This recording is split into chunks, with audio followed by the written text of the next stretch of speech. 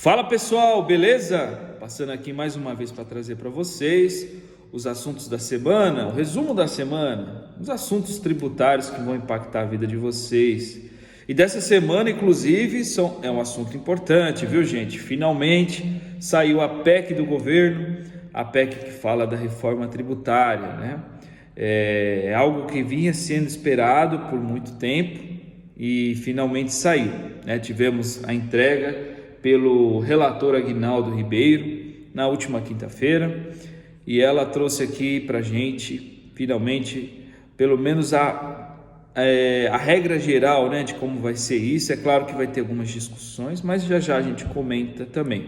Trouxe essa semana, postei para vocês no início da semana, um assunto que estava sendo discutido no STF, estava um pouco parado, se eu não me engano foi o Dias Toffoli que tinha segurado a proposta, ou melhor, o processo para votação. Ele liberou, mas logo depois, infelizmente, ela ficou suspensa novamente por meio de um pedido de vista do Gilmar Mendes. Também vamos comentar um pouco sobre isso também, tá bom? Mas antes disso, eu peço que você curta o vídeo, dê aquele joinha, compartilhe com o maior número de pessoas, leve essa informação, tá? Principalmente, gente, sobre a reforma tributária. A reforma tributária é importante, não impacta só a vida dos empresários, mas também da pessoa física, tá bom?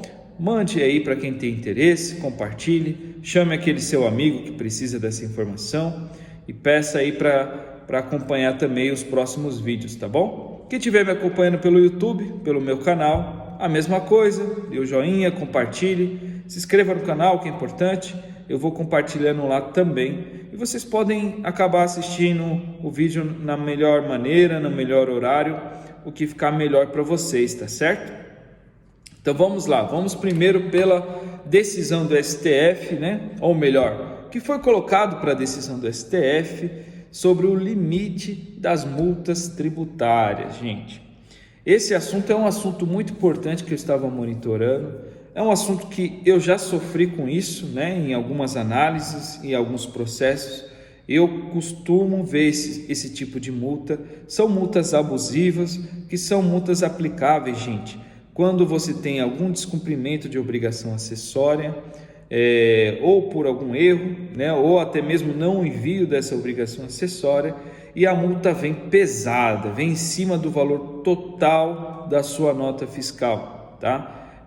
Ao invés de vir em cima do valor do seu imposto, do imposto destacado na nota, que seria algo mais razoável de ser, né? E não sobre o valor total. Por exemplo, às vezes você tinha uma operação que você comprava uma máquina, e normalmente máquina para a indústria, normalmente o preço é alto, o preço é relevante, e às vezes a multa era em cima do valor da nota, ou do valor de uma operação que o fisco encontrou como erro, e isso penalizava demais as empresas, ao ponto de a multa ficar praticamente impagável, tá? Então, esse foi o ponto que foi colocado para discussão no STJ, ou melhor, no STF, estava suspenso, Dias Toffoli tinha segurado o assunto, ele liberou, inclusive votou, né? Ele foi a favor, ele acompanhou em partes o relator, tá? Ele considerou que realmente sim, deveria ser em cima do valor do imposto, mas ele discorda sobre o limite, né? O relator colocou o limite, salvo engano, de 20%, ele considera aí outra sistemática para aplicação, um pouco mais, né? Nesse limite. Tá certo? Então estava caminhando bem. Essa semana estava sendo colocado de novo para votação, até que chegou nas mãos do nosso amigo Gilmar Mendes, que pediu vistas do processo e acabou suspendendo novamente. Tá bom, gente? E só para esclarecer o que seria obrigações acessórias, né? Obrigações acessórias é quando você emite uma nota, é quando você manda uma GIA, né? Um SPED, né? Que é aquela sua escrita fiscal, que normalmente é o contador que envia, né? Então, quando você tinha algum problema nisso, né? Quando você acabava não enviando ou você enviava com algum tipo de erro, o fisco ia lá e tributava a multa, ou melhor, ele aplicava a multa em cima do valor da sua nota, ao invés de aplicar em cima do valor do imposto, tá certo? Então esse foi o assunto que foi colocado e agora está suspenso novamente, infelizmente. Mas eu estou acompanhando, tá, gente? Qualquer novidade que sair, eu compartilho com vocês. E agora vamos para o assunto que está pegando bastante, que é sobre a PEC. Finalmente temos uma PEC. O governo finalmente apresentou a sua proposta, né? A proposta de reforma tributária. Ela prevê aí 3 tipos de alíquotas para o IVA, e também teve 2 fundos aí que eles colocaram também. Essa foi uma reportagem que eu coloquei hoje para vocês no meu Instagram, do Valor Econômico, que fala, né, que ela foi publicada na quinta-feira, no dia 22/6, e fala praticamente de uma atualização de um texto que já existia, né, que é a PEC 45, que originalmente é dos deputados, né, da Câmara dos Deputados. E esse texto ele prevê várias alterações, né, sobre o sistema tributário atualmente, né? Então ele pretende diminuir a carga tributária, ou melhor, reduzir esses impostos, essas contribuições de um jeito mais simplificado, tá bom? E quais são os principais pontos desse texto, tá? São vários, tá, gente? Então eu acabei anotando aqui para a gente ter esse comentário de uma forma mais objetiva, certo? Então ele tem aqui, deixa eu voltar aqui. Ele tem aqui a transição, regra de transição, né? Então, a partir de 2026 que a gente vai ter o primeiro impacto. Nesse ano, em 2026, vai ter o CBS, né? Que é a contribuição sobre bens e serviços. E vai ser cobrado 1% de vocês, tá certo? E esse valor vai poder ser compensado com PIS e COFINS, caso mesmo tenha necessidade, sobre um saldo para você, você pode compensar com qualquer outro tributo administrado pela Receita Federal, tá bom? E a partir de 2027, aí ele praticamente vai revogar o PIS e a COFINS, vai fazer uma espécie de redução a zero do IPI e ele vai reinar sozinho. Então, a partir de 2027, a gente tem a previsão de extinção total do PIS e do COFINS, tá bom?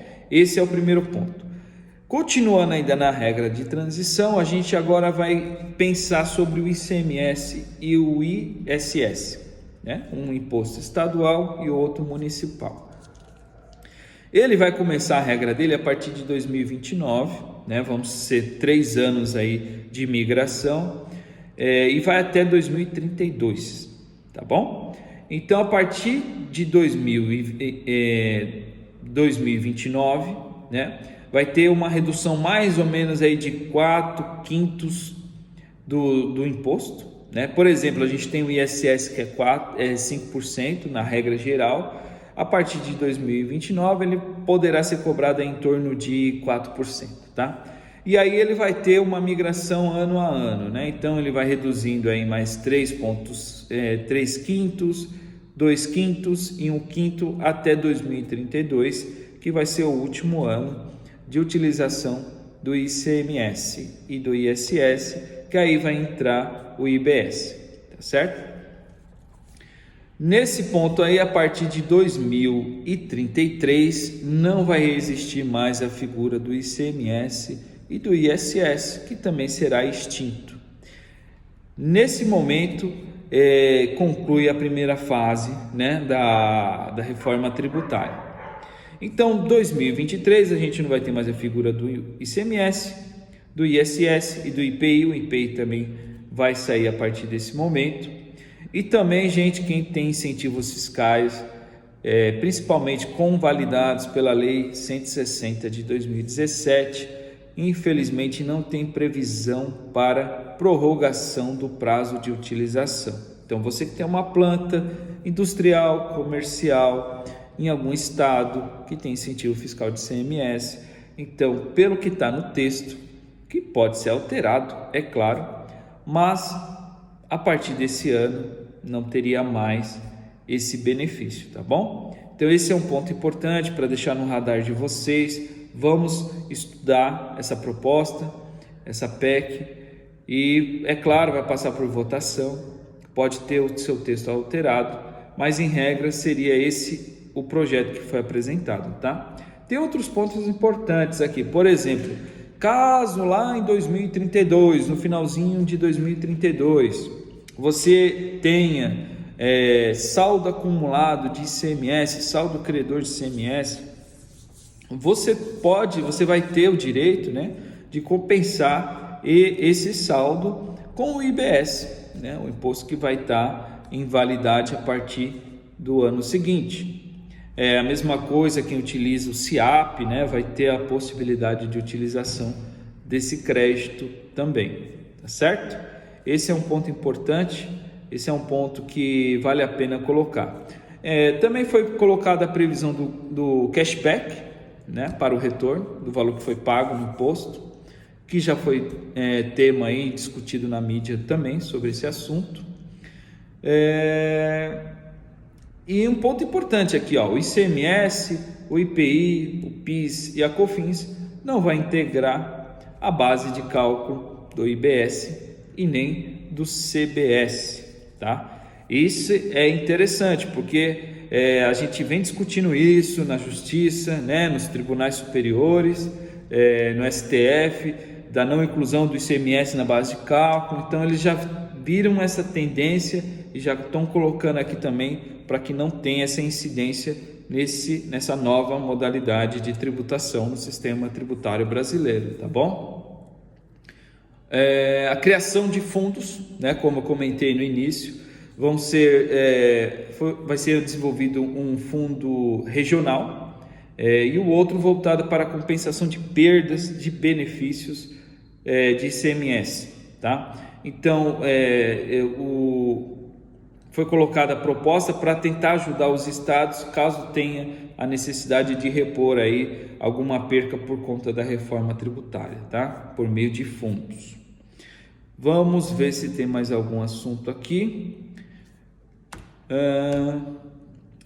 Se eu não me engano, tem a criação de um imposto seletivo. Isso é importante, tá, gente? O imposto seletivo é o quê? É aquele imposto que você coloca principalmente para tentar controlar a comercialização de um produto, para fazer uma regulação de mercado, normalmente utilizado para produtos que têm prejuízo à saúde, ao meio ambiente, tá? Então vai ser criado esse imposto para tentar regular a comercialização desses produtos. Esse imposto também servirá também para fins de importação, tá? Então vai ser chamado um imposto seletivo, o IS, tá? Esse também está previsto na reforma tributária colocada pelo nosso relator Aguinaldo Ribeiro, tá bom? Bom, pessoal, acho que no geral é isso. Tem muita coisa aqui também para falar, mas o que importa para vocês eu comentei nesse vídeo, tá? Principalmente o período de migração aí que começa a partir de 2026, daqui a 3 anos, e termina em 2033, tá bom? Que aí reina total a reforma tributária. E para finalizar, ele prevê também um prazo máximo de 180 dias para a proposta de reforma tributária do imposto de renda, tá, gente? Então, o imposto de renda também tende a ser colocado em jogo ainda neste ano. E a votação, né, o trâmite desse processo provavelmente ocorrerá no início de julho, tá bom? Então, pessoal, esses são os 2 assuntos que eu separei para vocês nessa semana. Caso tenha mais algum, eu vou colocando para vocês no decorrer aí da próxima semana, tá bom? E é isso. Bom final de semana para vocês e até o próximo vídeo. Abraço!